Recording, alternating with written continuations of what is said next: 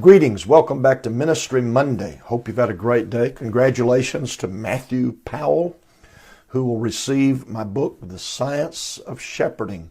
I so appreciated all the comments last week, and again this week we'll do exactly the same thing. One person who makes a comment in the area below this video posting will receive The Science of Shepherding. Right now we're talking about the responsibility of a shepherd to feed the sheep. One of the things we all appreciate about Jesus' ministry is that it was practical, it was interactive, and yes, it was instructional. I think that Jesus was more oriented to teaching than he was to preaching. The thing that I notice is that Jesus' teaching connected with the real world much more so than abstract philosophy. I think there's a danger in me making my preferred area of study or interest the thing that I consistently feed the flock.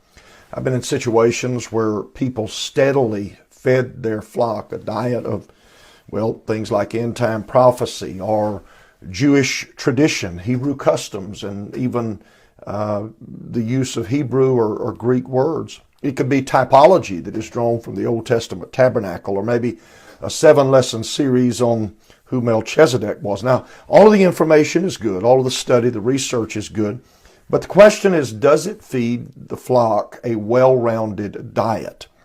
In a future Ministry Monday, I'll be talking about 20 different topics that I attempt to preach about at least 2 times each year. And I keep a record of these because I want to make sure that I'm providing the flock people that I think are things that I feel like are relevant and necessary and needful for the time that they were living. I think the analogy that I'll use, imagine a homemaker who loves to bake cakes, and all that she feeds her family is cake, chocolate cake, strawberry cake, pound cake, pecan cake, more of the same, different take on cake for every meal. That person's family is not going to be healthy very long. The same is true if we do not teach and feed our people the things that they are needing at this particular point in time. And it's really not an option. Paul used the phrase for a leader that they were to be apt to teach. That's really a non-negotiable, because teaching the Word of God transforms people's lives.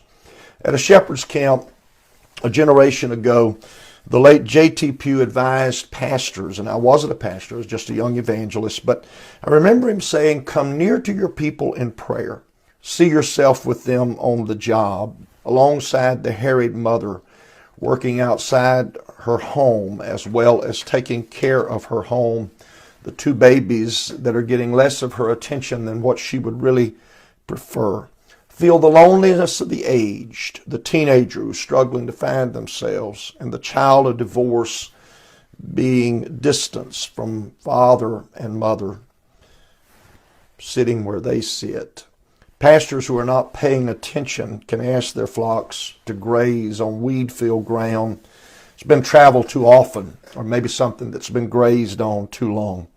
The question asked and answered in prayer is, what do the sheep you lead and feed, what is it that they need right now? How would Jesus feed the flock? I can't imagine him getting up on a lofty platform to deliver a speech. I think he gathered people close around him. It's not an impressive thing to see a group of malnourished sheep who are nibbling on each other because their diet is inadequate. So my question for your consideration through this week is, are you feeding the flock of God what they need, or are you simply feeding them the things that you enjoy cooking? Have a great week. God bless you.